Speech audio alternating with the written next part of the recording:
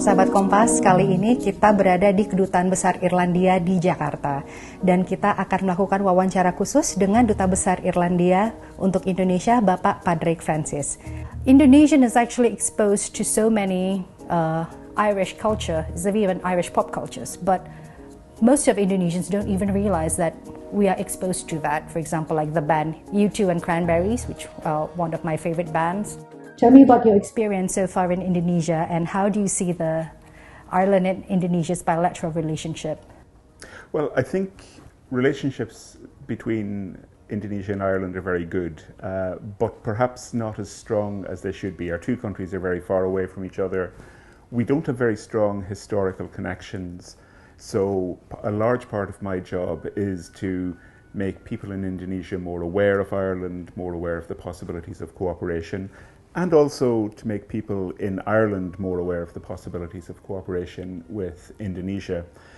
I think because we don't have very strong historical links, our older cultural links are definitely not strong, and it's perhaps modern popular culture that is a very good entry point for Indonesians into Ireland. So you've mentioned some Irish bands. There are also the likes of Westlife and The Script, who I know are also very popular here.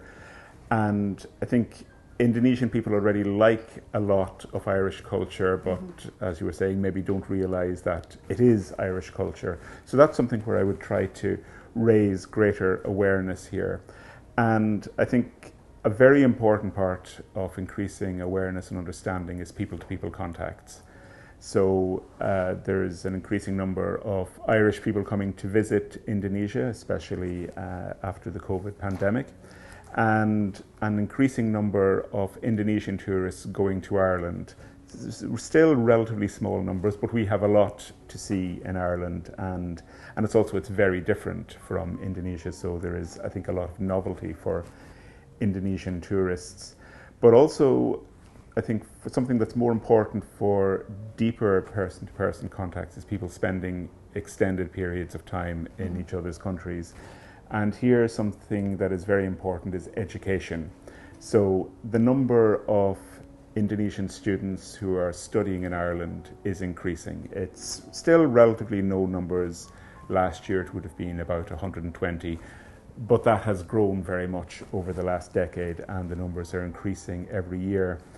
So I think Irish universities, Irish higher education institutions are coming more onto the radar of Indonesians. We have a lot of advantages as a place to study. We're English speaking, which allows greater international access. We're in the European Union. There is no visa charge for Indonesians visiting Ireland. Our universities have very high educational standards, but also a very international student body. So if Indonesians study in Ireland, they will meet lots of Irish people, but also people from all around the world. Tell me more about this education program. Is it exchange programs, or they go there to do the full academic years of university? There's a wide range. There are some people who will go to complete full courses of study. There are others who might go for just one semester as part of their studies here in Indonesia.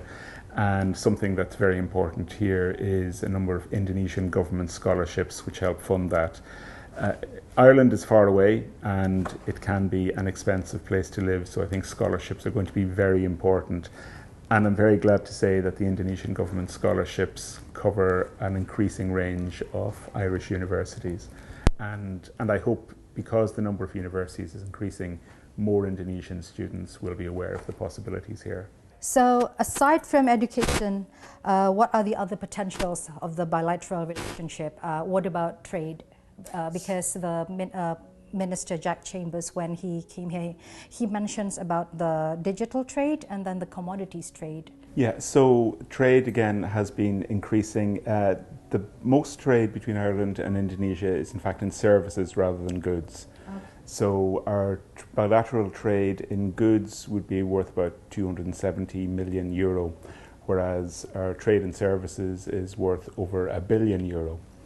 And a lot of this would be software services, but also aircraft leasing is a very important part of this. Aircraft leasing? Yes. So most aircraft leasing in the world is actually operated out of Ireland.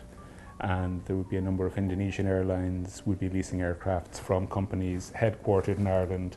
And that means that there's obviously a high volume of services trade because of that.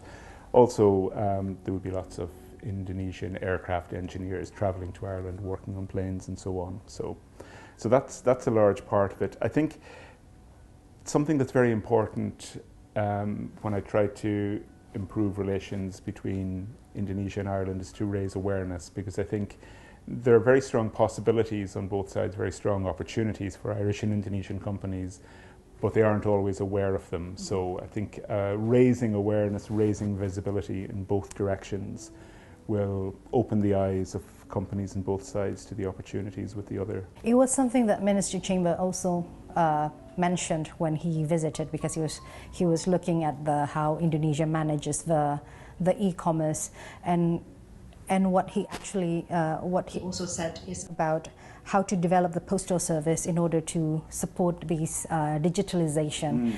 Could you tell us more about the Irish postal service and something that we can learn from it? So a big change in how Ireland deals with postal services has been the introduction a few years ago of what we call Aircode, a new postal code system, which is based on the mapping of the country down to a very granular level.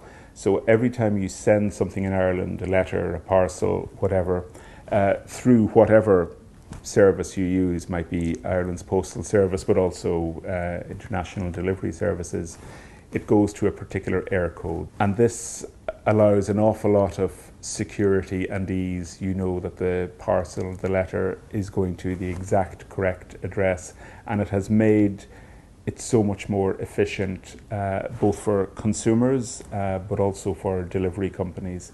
And this is something that Minister Platte was quite interested in and has asked for more information on that, and that's something we're going to share with him. So I think that is something where I think hopefully there will be a chance for Indonesia to learn from Ireland.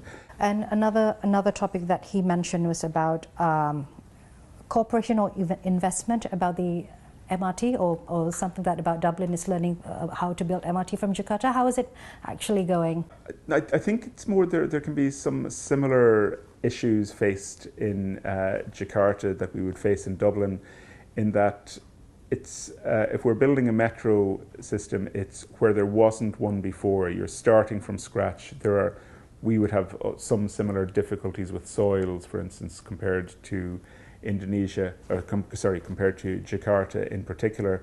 So I think we can learn from the challenges of how do you build a system where there was nothing before, where you're building from scratch, and it's not as simple as just extending old systems that might have been there for a very long time. So that's why I think there might be things we could learn from the Indonesian experience that we might not be learning from other large cities that have had metro systems for a century or more.